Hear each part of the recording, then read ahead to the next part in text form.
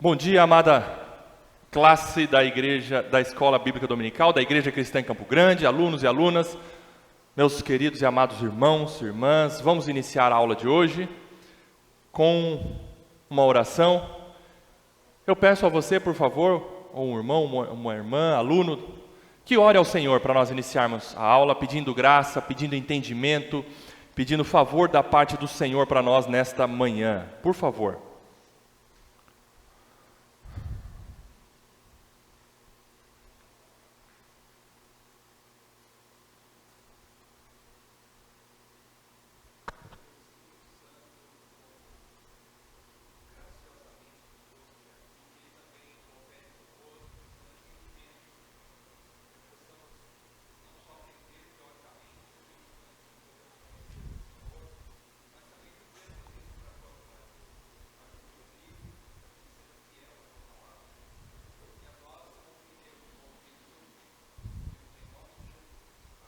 Amém, amém.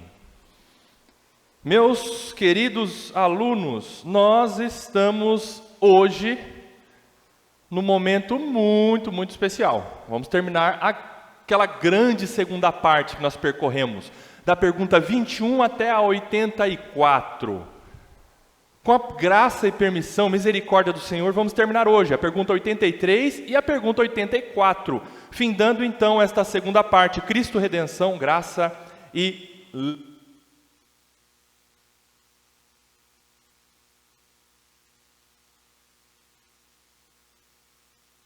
Se o Senhor permitir, no ano que vem, nós iniciaremos a terceira e última parte da divisão que nós fizemos no breve catecismo. Vamos lá. Pergunta 83, todos juntos, por favor, pergunta 83, lendo junto comigo o enunciado. Vai. São igualmente odiosas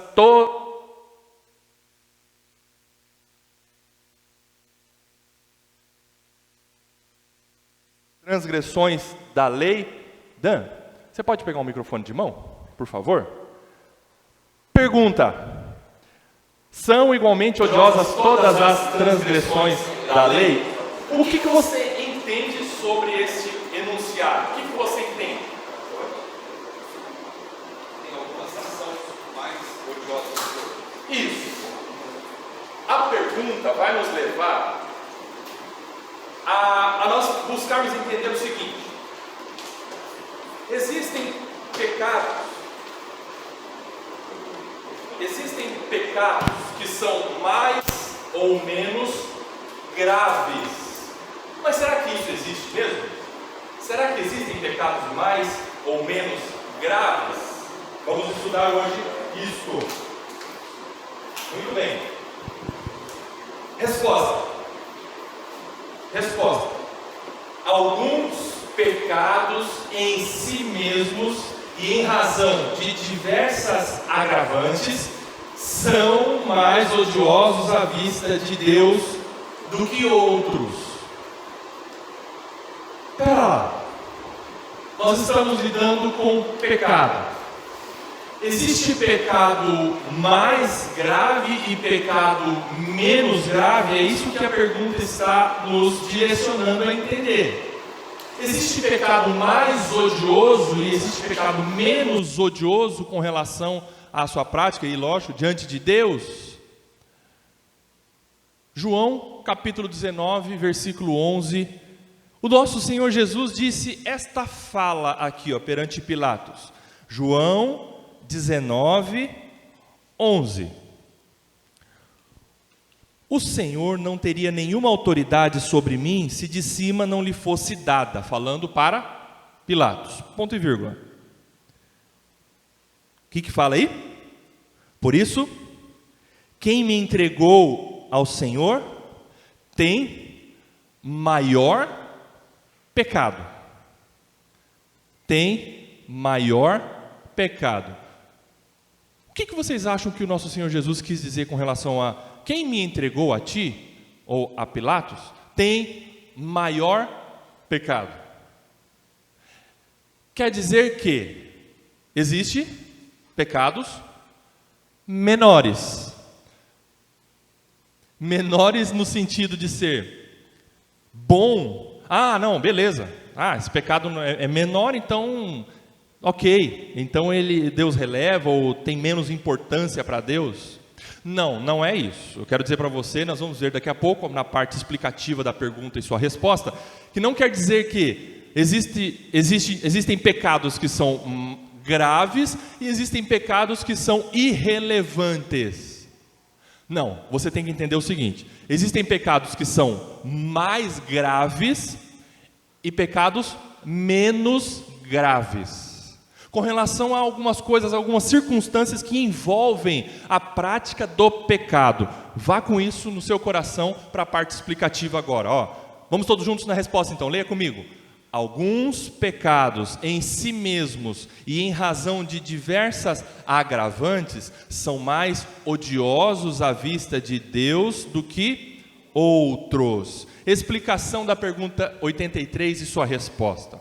Todo pecado é odioso no sentido de que todo pecado é uma ofensa contra o Deus legislador e juiz.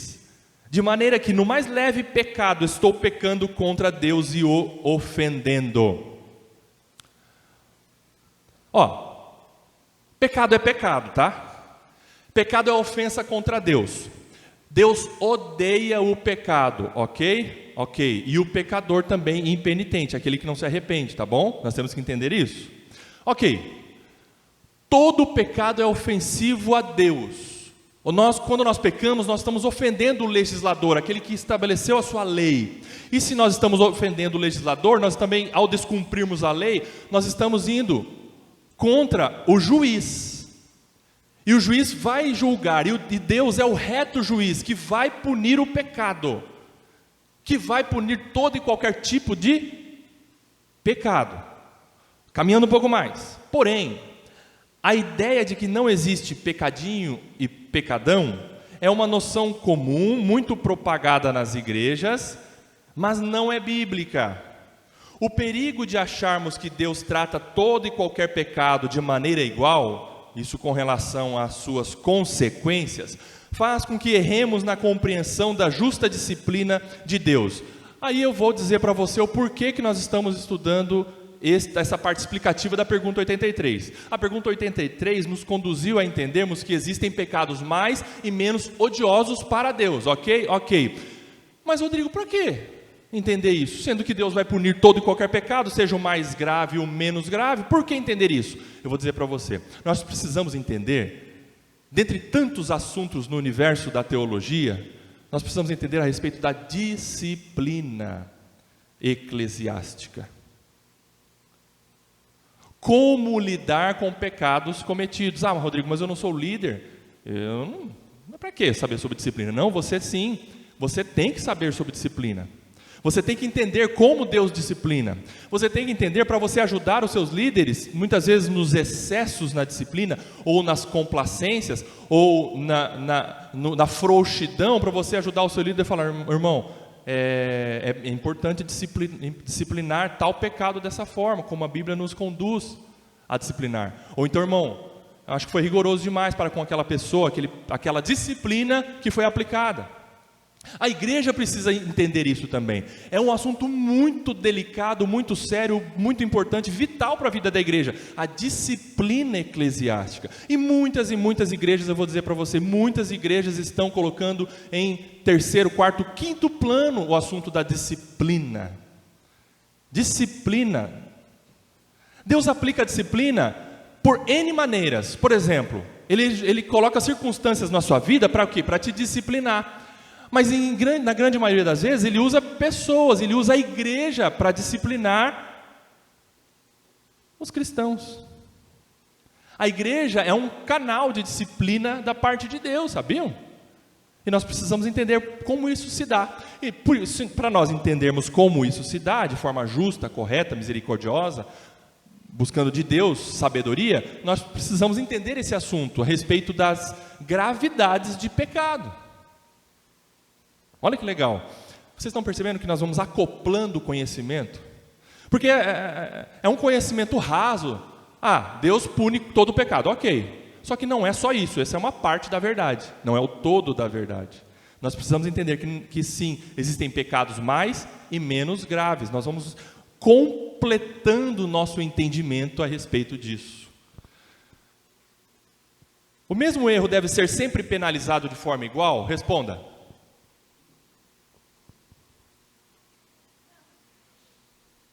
Não, sim, prefiro não opinar. De acordo com o que nós estamos estudando, não. O mesmo erro deve ser sempre penalizado de forma igual. Aqui, penalizado não é a condenação do inferno, tá? Agora nós estamos aqui, nós estamos no campo da disciplina, tá? No campo da disciplina. No campo de nós lidarmos com o pecado. Não ou sim? Isso, no campo da disciplina entre pecadores, justamente. Como que nós devemos lidar? De acordo com esse assunto, todo erro deve ser sempre penalizado de forma igual? Não. Outra pergunta, seria incoerência disciplinar pessoas de forma diferente, sendo que cometeram o mesmo erro? Resposta? Seria incoerência? Sim. Mesmo cometendo o mesmo erro. Nós vamos ver por quê. E aqui eu trago alguns exemplos. A questão é que o pecado não é só o incidente isolado. E não pode ser ignorada a forma como ele afeta mais ou menos pessoas, alastrando mais ou menos sofrimento. Exemplo, pecados cometidos por líderes são muito mais graves do que o mesmo pecado cometido por alguém que esteja sendo instruído na fé. Você concorda com essa afirmação? Por quê? Porque o líder tem mais conhecimento, porque o líder é modelo, porque a conduta... A quem mais é dado, mais é cobrado. Isso, princípio bíblico. O líder, ele, quando comete pecado, ele alastra mais sofrimento. Ele carrega mais gente que se apoiava muitas vezes na conduta dele, no exemplo dele. E não é porque a pessoa faz isso por mal, não, ela tem o líder como exemplo, e Deus colocou isso como modelo do rebanho, pecadores conduzindo pecadores, mas como modelo, aquele que está se esforçando para falar, vem comigo, vamos juntos nesse caminho. Mas quando ele cai, infelizmente carrega muita gente, causa sofrimento maior, alastra tristeza, quando um líder peca, quando um pastor, quando um presbítero, um diácono, não é? Isso acontece. Quando um líder mente, é mais grave do que quando um membro comum mente. Ah, Rodrigo, mas você está dizendo que a mentira dos membros pode ser relevada? Não, eu repito, não é isso. Esse não é o ensinamento de hoje. Mas você precisa entender a respeito de como Deus lida na disciplina de líderes, é um exemplo, e de membros comuns. Outro exemplo, o pecador que concebe, o que é conceber? É ficar só na mente, pensa, planeja na mente, mas não pratica, pecou um pecado menos ruim do que aquele que levou às suas últimas consequências, inclusive publicamente. Uma pessoa, um cristão, que planejou adulterar, mas não adulterou, pecou um pecado ruim, porque todo pecado é ruim. Mas é menos grave diante de Deus do que aquele membro que pecou, adulterou, e todo mundo ficou sabendo. E mais grave, pecou, adulterou, dormiu teve relação sexual com mulher que não era a esposa dele, e não buscou se arrepender, não se entregou, e pior, foi pego. É pior ainda. Perceberam? Nós precisamos ter esse entendimento, porque senão a gente fica com um entendimento raso a respeito da disciplina eclesiástica. Tem diferença.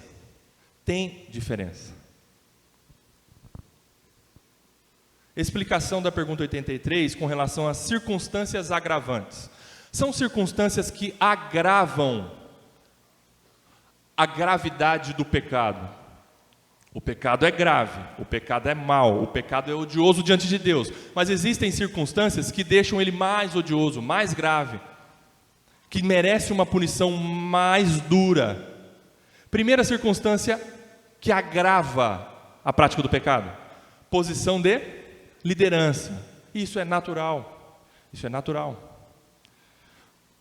Estar como líder, quando Deus levanta, estar como líder é uma bênção. É um privilégio. Quizá todos os homens pudessem se colocar como à disposição do reino para serem líderes na casa do Senhor, cumprindo, estando diante de Deus, se colocando diante de Deus para cumprir todos aqueles requisitos estabelecidos em 2 Timóteo, em 1 Timóteo, em Tito também. Se colocar à disposição é uma bênção, porque Paulo fala, excelente obra almeja, excelente coisa almeja, excelente coisa deseja. É um privilégio. Por outro lado, vem junto, no pacote do privilégio, vem a responsabilidade maior, a exposição maior. É natural. Então, um pecado cometido por um líder é mais, sendo o mesmo pecado comparativamente com relação a um outro membro, é mais grave do que um pecado cometido por um membro comum, aquele que está sendo instruído na fé. É mais grave. É uma situação que agrava a conduta, ou a prática, né? B, experiência na caminhada, o tempo, o conhecimento bíblico. O que é isso? Vamos lá, responde para mim.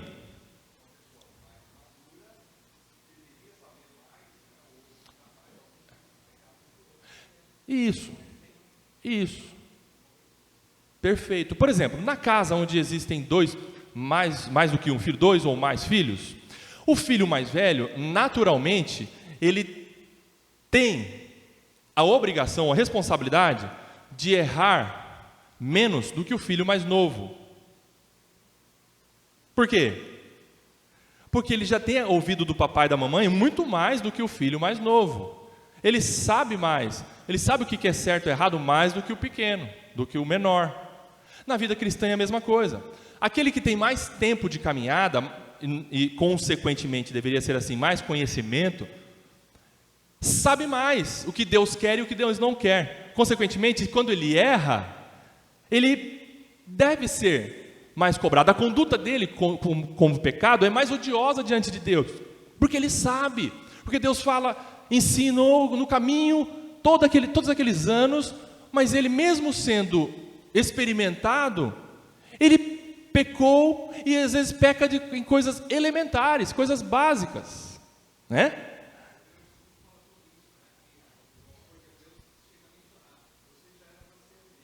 Isso.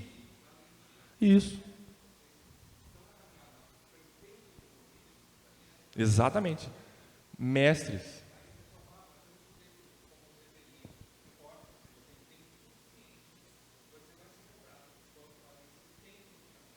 Muito bem, exatamente. É uma conduta, é uma agravante na conduta pecaminosa. Letra C, boa influência do meio. O que é boa influência do meio? Aqui são exemplos, tá? Eu coloquei aqui 6 agravantes, mas tem mais, isso aqui não é fechado, tá? Letra C, boa influência do meio. O que é boa influência do meio? Um exemplo. Um cristão, quando tem toda a sua família que também caminha com ele, vai para a igreja com ele, é devoto com ele, tem uma boa influência do que aquele que é sozinho no lar, onde o pai é ímpio, a mãe é beberrona, o tio é traficante, mas ele ali naquela família, naquele lar, ele é crente. O meio onde ele está é mais favorável ou menos favorável para a vida cristã dele? Se é menos favorável, aquele que tem a família com ele, ajudando ele, e comete pecados, essa circunstância agrava a situação, porque, poxa, o meio onde ele está ajuda ele a ter uma vida em santidade, em piedade. Perceberam essa circunstância que agrava a situação? Mas, meu Deus, o filho, o pai é crente, a mãe é crente, os irmãos são crentes, e o moleque, e o cara não quer andar com Deus, não obedece, ou então é teimoso, não quer levar uma vida séria com Deus. Perceberam? Influência, ó. Boa influência do meio agrava a prática do pecado. Outra, reincidências. Reincidências são muito agravantes. O que são reincidências? Vai. Voltar de novo ao mesmo pecado. Reincidência é praticar o mesmo pecado confessado, tratado. E aí o irmão confessou o pecado. E aí o irmão pediu perdão pelo pecado. E aí o irmão comete de novo o pecado. Aí o irmão confessa de novo o mesmo pecado. E aí ele trata o mesmo pecado. E aí o irmão comete de novo o mesmo pecado. E a reincidência. Isso vira, um termo bem popular, vai. Sem vergonhice. Sem vergonhice. Eu não quero dizer que nós não, infelizmente, cometamos os mesmos pecados que nós já tratamos há um tempo atrás. Só que o pecado tratado, quando a gente busca de Deus reconhecimento, arrependimento, Senhor, muda minha conduta, nós vamos buscar não praticar novamente. Não praticar novamente. Irmão Roque?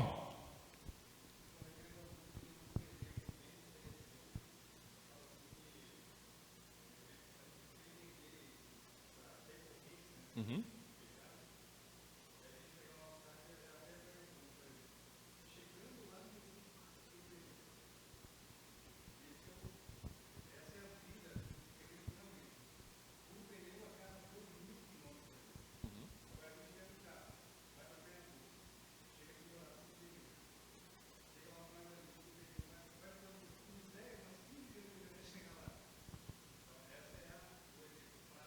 Muito bem.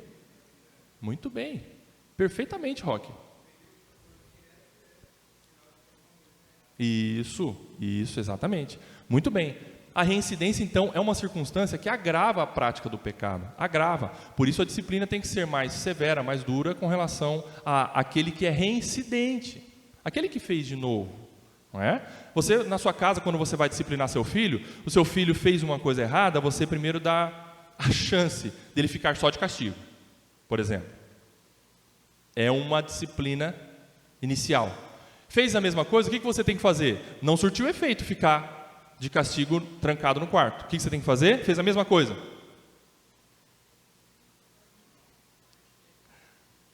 Dessa vez eu vou te dar 2 varadas. Ah, 2, que bom. Deu 2 varadas, fez a mesma coisa, passou um tempo, fez a mesma coisa. Surtiu efeito? Filho, dessa vez eu vou ter que te dar 4 varadas. Vai indo, né, Gina? E vai indo. Até onde couber no bumbum as varadas. A reincidência agrava. E precisa ser assim. Né? Tira a Coca-Cola e aí eu tiro o celular, tira tudo. Entenderam? Existe essa gradação. Nós precisamos entender isso. Reincidência, então, letra E, teimosia, não reconhecimento do erro. Isso é uma circunstância que, por exemplo, o irmão me confronta, fala: Rodrigo, você mentiu, olha, estou aqui, ó, eu tenho provas de que você anda falando mentiras. Um primeiro exemplo, eu falo: é verdade, eu menti mesmo, eu falei isso aí, eu não deveria ter falado, eu menti, não é a verdade isso. Me arrependo, me ajuda, meu irmão, ora por mim, e obrigado por sua disciplina, por sua exortação, eu preciso dessa palavra dura, em amor, que você está usando para mim, e realmente eu menti. Segunda situação: Rodrigo, você mentiu, está aqui, ó, você falou mentira. Eu? Não, mas está aqui, ó. Não, eu não, de jeito nenhum, isso não fui eu que falei.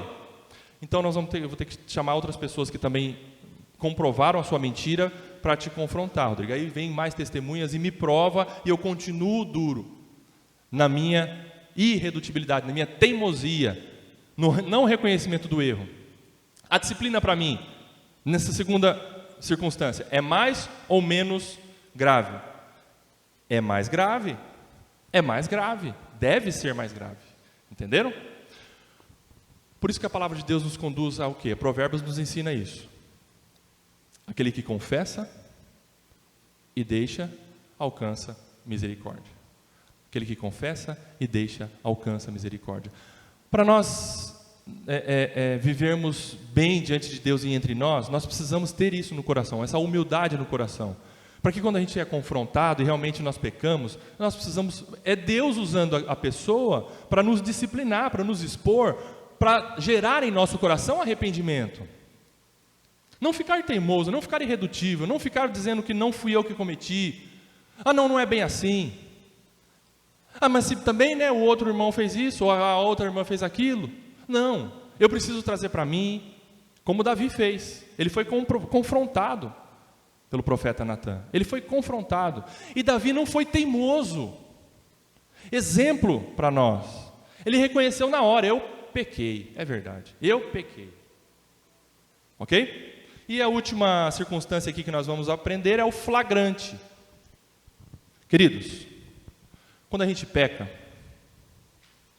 é muito melhor diante de Deus, e é a ação do Espírito Santo em nós, nos levando a arrepender e confessar, do que a gente ser pego. Do que a gente ser pego. Quando a gente é pego, quer dizer que a gente está acostumado com o pecado. O irmão foi pego saindo do motel com a secretária. Foi pego. Ele estava lá, curtindo. Se o outro irmão não passasse e visse ele lá, talvez ele continuaria fazendo aquilo. O irmão foi pego com pornografia. Pegaram ele vendo pornografia. O irmão foi pego. Eu estou falando de irmão, pecados sexuais são mais voltados para os homens, né? Não quero dizer que as irmãs também não são propensas a praticar isso. Mas os homens são mais tendentes a praticar pecados sexuais. E nós precisamos buscar de Deus um coração humilde para confessar os nossos pecados sexuais. Confessar. E, de modo geral, todos nós devemos ter realmente essa iniciativa através do Espírito Santo para nós confessarmos os nossos pecados. Confessar. Ok? Conclusão. Portanto, é bíblico, prudente e necessário concluirmos pela existência de distinção ou gradação de pecados, considerando que todos eles são odiosos perante Deus, e que mesmo o menor deles nos afasta de sua santidade e nos faz merecedores da condenação eterna. Olha só, se a gente traçasse um gráfico sobre o pecado, o gráfico de linhas, o pecado está aqui no zero, linha zero. O pecado nunca é positivo, sempre é negativo, é do zero para baixo, tá? É por isso que todo pecado é odioso diante de Deus, todo pecado merece condenação. Olha só, para nós homens, todo pecado ou ele deve ser perdoado ou ele deve ser castigado, sabiam? Os seus pecados foram perdoados para você? Sim, foram castigados em Jesus. Todo pecado, ou ele é perdoado ou ele é castigado para nós, homens. Nós não recebemos o castigo dos nossos pecados. Por quê? Porque nós fomos perdoados. Cristo recebeu o castigo em nosso lugar. Mas todos os homens que não são justificados por Cristo receberão o justo castigo. Castigo, todos. Portanto, nós vimos, entendermos sobre a distinção de gravidade de pecados nos dará condições de olharmos de forma mais justa e sábia os pecados praticados pelas pessoas ao nosso redor, para não excedermos no rigor, nem na complacência, o desejo de agradar. Isso, olha só, irmãos, parece que não, mas um assunto como esse gera maturidade na igreja. Gera maturidade, buscarmos de Deus sabedoria para nós lidarmos com os pecados uns dos outros, não sermos juízes de conduta que não buscam de Deus a misericórdia a respeito do pecado do irmão. Só que nós precisamos ter esse entendimento de gravidade de pecado, porque senão a gente excede na exortação ou é mole demais. Eu gosto tanto do meu pastor, puxa, eu acho que eu vou ficar quieto com esse pecado que ele está cometendo. Vai você e ele para o inferno se continuar assim. Denuncie. Fale. Se você ama muito o seu pastor, você não vai querer que ele continue nessa prática pecaminosa. Não seja complacente. Ok? Ah, eu amo muito meu filho. Não, deixa o meu filho aqui comigo. Ninguém toca nele. Não seja complacente dessa forma. Não é?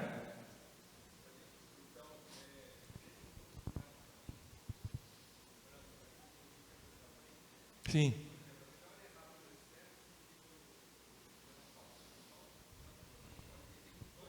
É verdade. É verdade. Olha só. Quando a gente tem um entendimento imaturo das coisas cristãs, dos princípios de Deus, a gente até pode usar esse exemplo, né?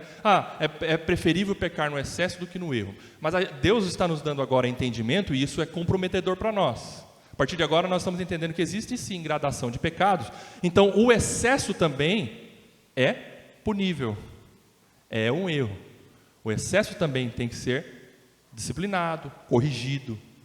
É verdade, porque, por exemplo, eu como líder, um presbítero aqui na igreja, e eu vejo uma pessoa cometendo um pecado, e eu chego para ela e falo, pessoal, vamos parar todo mundo aqui, ó. Fulano aqui está pecando. Eu disciplino ele agora em nome de Jesus. Olha o excesso. Errei feio. Talvez até pior do que o pecado que o irmão cometeu. Errei feio. Nós precisamos ter esse entendimento, essa sabedoria para dosar entre nós. Mas o irmão, eu posso disciplinar o irmão? Claro que pode. Você não necessariamente você vai usar a liderança para ser um instrumento de disciplina na vida do irmão, no sentido de exortar. Se você está sabendo que o irmão está sendo muito duro com a esposa, está maltratando ela, você pode, como amigo dele, falar, irmão, poxa, eu estou vendo que você está se excedendo com sua esposa, você não está amando como Cristo amou a igreja. Quero orar por você, irmão, muda essa sua conduta. Você está tão grosso com ela. Ou você não precisa chegar no presbítero, presbítero, o fulano lá está errando, hein? Não necessariamente. Bom, seja você um instrumento de disciplina de Deus também, uns para com os outros. Porém, busque sabedoria. Pense bastante antes de você ir lá exortar o seu irmão. Não é? Porque nós precisamos ter esse entendimento. Vai lá. Uma pergunta. Exortar. Que pergunta, hein? Uma irmã pode exortar? Um irmão? Na Bíblia não existe ali, quando a palavra de Deus diz, exortemo-nos mutuamente. Ali não fala, só se for homem. Pode. Você, irmã, vai ajudar o seu irmão, quando em amor, você vai levar uma palavra de exortação, de disciplina da parte de Deus para ele. Com certeza. Use disso sim, porque a palavra de Deus te dá esse amparo. Agora, existe o caminho da disciplina, né? Se você, como Jesus ensinou, vai e exorte o seu irmão, discipline o seu irmão, converse com o seu irmão. Se ele aceitar a disciplina, ganhou o seu irmão, acabou. Aí, se ele não aceitou, leve mais testemunhas para você poder exortá-lo. Vocês estão percebendo como nós estamos sendo instruídos da palavra de Deus? Isso gera compromisso da nossa parte. Nós temos que fazer a coisa certa, porque senão não surte efeito. E aí, se o irmão não aceitar através da sua exortação, juntamente com testemunhas, diz-o à igreja. Leve para o presbitério primeiro, esse caso grave, porque o irmão está teimoso, irredutível, ou a irmã também. Ok? O Júnior levantou lá primeiro. Pois não?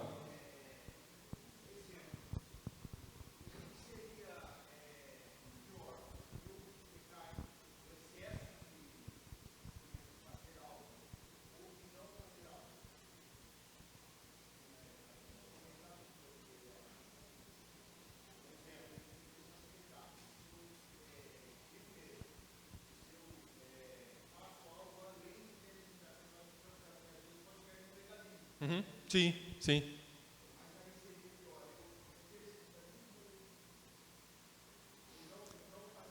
Eu acredito que não tem essa questão.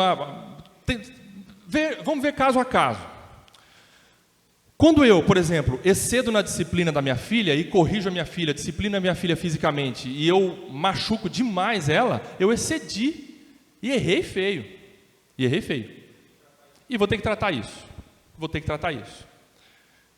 Quando eu deixo minha filha fazer o que ela quer, e ela é irresponsável, e todos estão vendo, nossa, a filha do Rodrigo não obedece, e ele não está nem aí. Erro. Né? Grave da nossa parte como pai também. Né?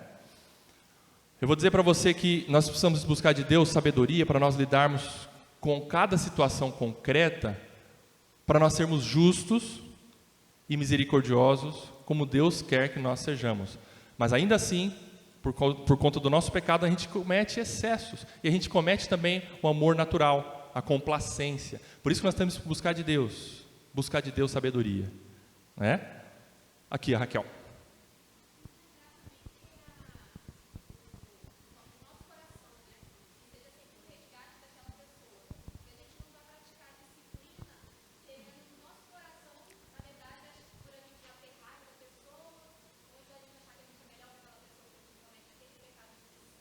Isso. Amém, exatamente. Eu ia encerrar esse assunto justamente com essa fala. Raquel, o pai quer falar alguma coisa?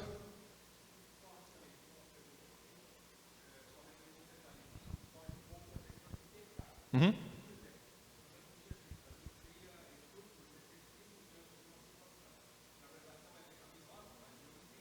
Uhum. Não é uma prática boa. Uhum.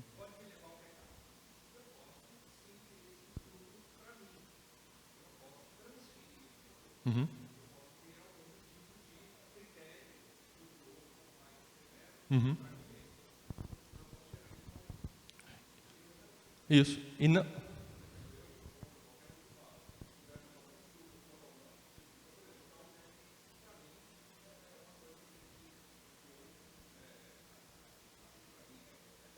Uhum.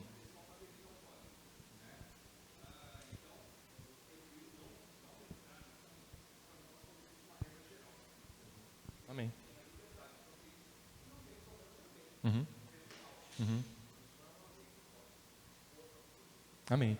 Nós precisamos entender que a gente está lidando com pecado. Pecado. E entender o que é pecado. Aquilo que eu acho que é pecado porque eu não gosto da conduta tal, não é o que eu acho, tá? Não fique no que eu acho, não. Vai para Deus. Se Deus, na palavra de Deus, mostra que não é pecado, então eu não vou poder disciplinar. Ah, mas eu não gosto que o irmão faça aquilo. Ok, você não gosta, fica com você. Mas o irmão pode fazer, diante de Deus ele pode fazer. Deus não vai castigar aquela prática porque não é pecaminosa. Agora eu quero castigar e eu encerro o assunto. O Nô, quer falar, né? Depois eu encerro.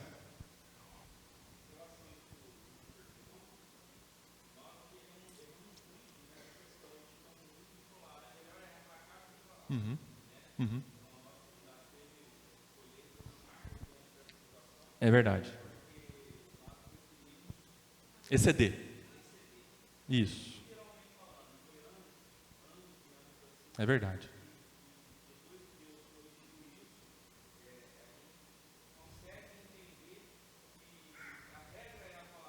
Amém. Amém.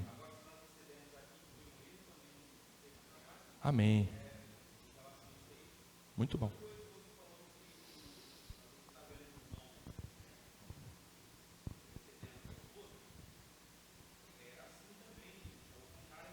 Amém.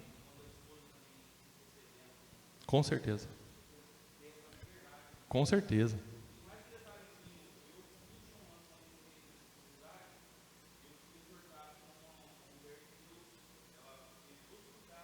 Uhum.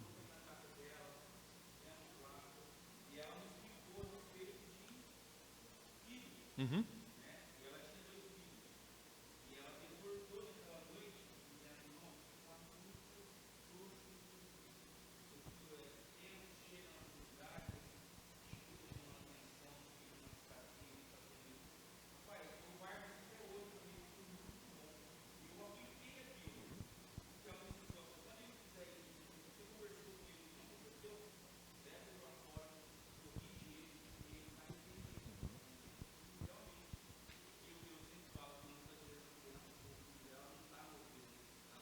No bumbum.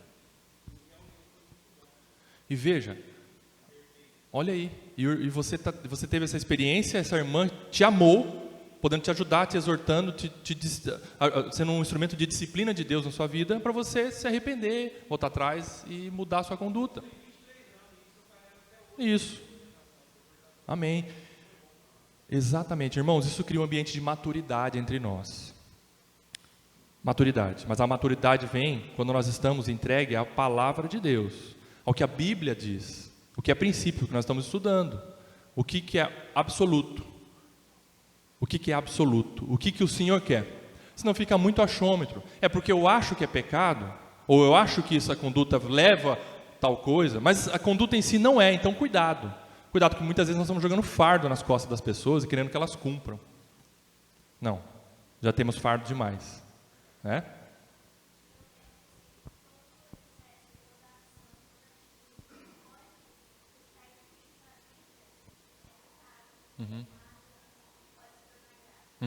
Sim, exato, com certeza. Dentro daquilo que o Senhor mostra como princípio, exatamente. Gente, essa questão das circunstâncias agravantes, isso tudo nós temos que buscar da palavra de Deus, tá? Isso tudo que você viu lá, está na palavra de Deus, com relação à liderança, com relação a ser reincidente e tudo mais, tá bom? Tudo é o que a Bíblia diz, tá bom? Não é o que eu acho que seja grave, porque o meu gosto não foi atendido, né? E o que a Raquel disse, eu vou encerrar com relação a essa pergunta para nós irmos para a próxima. Irmãos, quando nós estamos num ambiente de disciplina, de exortação, o amor verdadeiro deve prevalecer para ganhar o irmão, para você ajudar o irmão, não é para você empurrar o irmão ladeira abaixo. Você está dando a mão para o irmão, ajudando, irmão, eu quero te ajudar, você sair desse buraco. Eu amo você, por isso que eu estou estendendo o meu braço para te exortar, para disciplinar, para ser firme com você, para te ajudar, para você sair desse pecado. Esse ambiente que nós devemos ter, porque esse é um ambiente cristão. O amor prevalece, mas é o amor na verdade para salvar, não para destruir, porque o castigo não é da nossa parte, o castigo vem de Deus, né? O castigo vem de Deus e cobre a multidão de pecados. Pergunta 84, vamos lá. Que merece cada pecado? Cada pecado merece a ira e a maldição de Deus, tanto nesta vida quanto na vindoura. Então, essa pergunta 84 encerra qualquer tipo de discussão com relação à irrelevância de prática pecaminosa. Perceberam? Se nós estamos lidando com relação à disciplina de pecados mais graves e menos graves, não quer dizer que os pecados não sejam graves. Todo pecado merece a ira e a justa maldição de Deus. Não é para nós vivermos num ambiente que a gente se acostuma com o pecado. Não é para nós vivermos num ambiente em que a gente faz pouco caso com relação ao pecado. Toda prática pecaminosa é odiosa diante de Deus, umas mais e outras menos, mas merecem a ira, a justa condenação e maldição da parte de Deus. Romanos 6:23, vamos lá, Romanos 6:23, o que diz?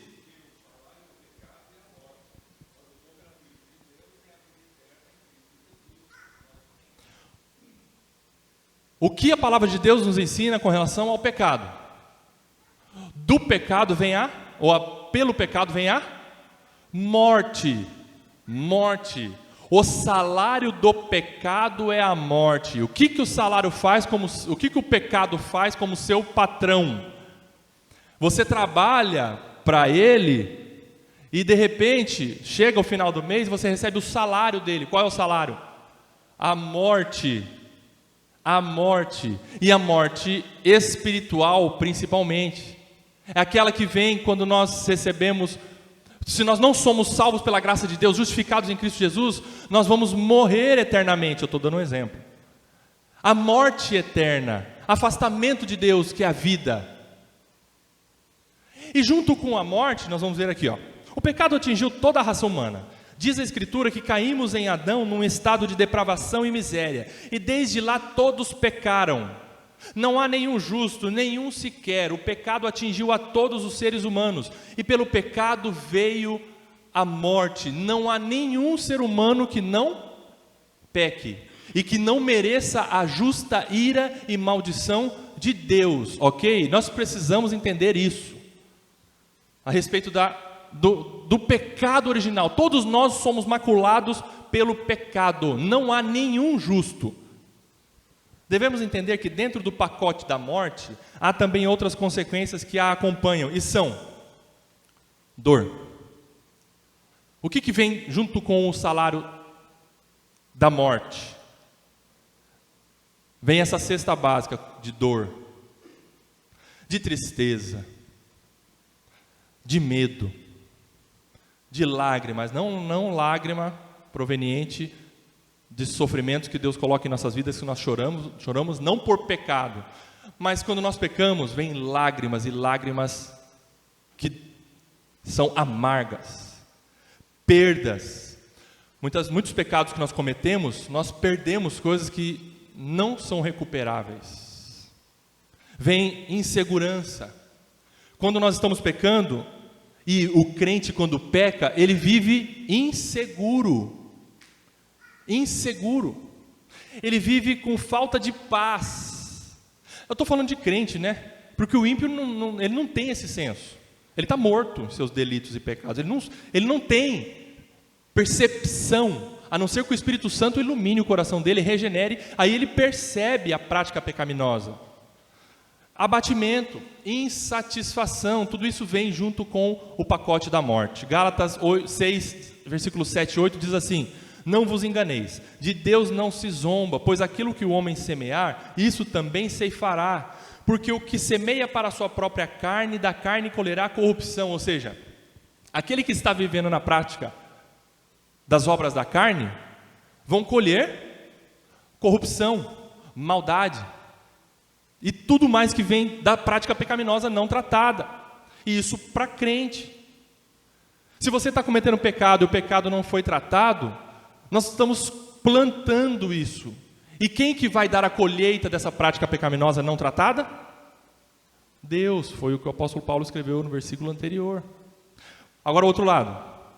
Mas o que semeia para o Espírito, do Espírito colherá a vida eterna. Aquele que está vivendo no Espírito vai viver aqui de forma santa e vai passar para a eternidade. É a nossa esperança. É para lá que nós queremos ir. Nós queremos sair desse tabernáculo no sentido assim: eu não aguento mais essa vida pecaminosa, esse meu impulso pecaminoso que ainda existe dentro de mim. Me ajuda, Senhor. Capacita-me, Espírito Santo, a viver em santidade, porque eu quero chegar lá, e lá não vai ter mais dor, tristeza, pecado. É isso que eu anseio. Hernandes Dias Lopes diz o seguinte, e assim a gente termina: o pecado promete felicidade e traz desgosto. Faz assim com a cabeça se você concorda ou se você discorda. O pecado promete felicidade e traz desgosto. Quando nós estamos para cá da prática pecaminosa, a gente olha a prática pecaminosa e fala: vai dar certo. Que gostoso. Que legal.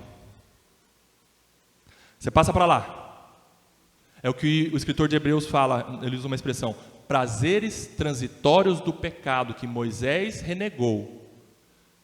Existe um prazer na prática pecaminosa? Existe, mas é um prazer carnal. E é transitório, ou seja, é passageiro. A gente experimenta na prática pecaminosa e a nossa carne fica satisfeita com a prática pecaminosa. Mas daqui a pouquinho, isso vem um desgosto, vem uma tristeza, vem por que eu fiz isso? Por que eu falei aquilo? Por que eu fui experimentar isso? Por que eu fui fazer isso? Promete liberdade e escraviza. Promete vida e mata. O pecado é doce ao paladar, mas amargo no estômago. Condena o pecador ao tormento eterno. Embora o pecado seja maligníssimo, é possível triunfar sobre ele. Isso aqui é muito importante para você e para mim. Irmão, não diga que você não consegue vencer a prática pecaminosa. Você consegue porque o Espírito Santo está dentro de você. E ele te conduz a vencer a sua natureza carnal pecaminosa. Arrepender-se é reconhecer... o arrependimento é a porta de escape.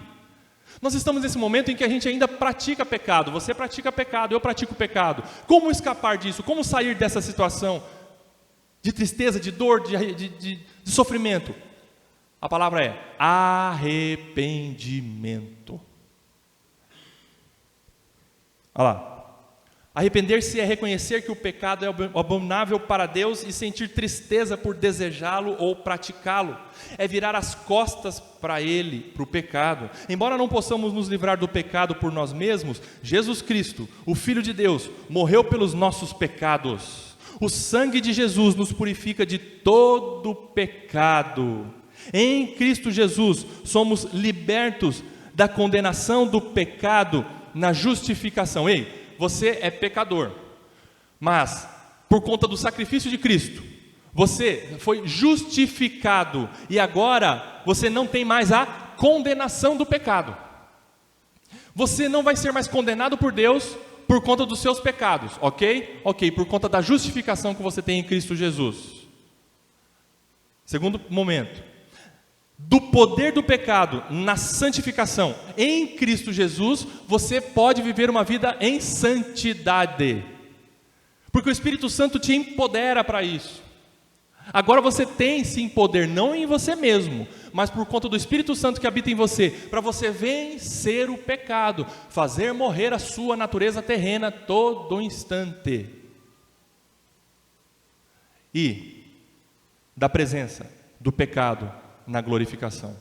Em Cristo Jesus, nós temos o estado de glorificação, que quando nós passarmos da eternidade para dentro, não haverá mais pecado, nós não pecaremos mais e não teremos mais natureza pecaminosa em nós. O estado de glória que nós almejamos, e o nosso Senhor Jesus Cristo já nos garantiu isso. Louvado seja Deus. Amém. Vamos orar? Senhor, nós agradecemos por Tua instrução nesta manhã.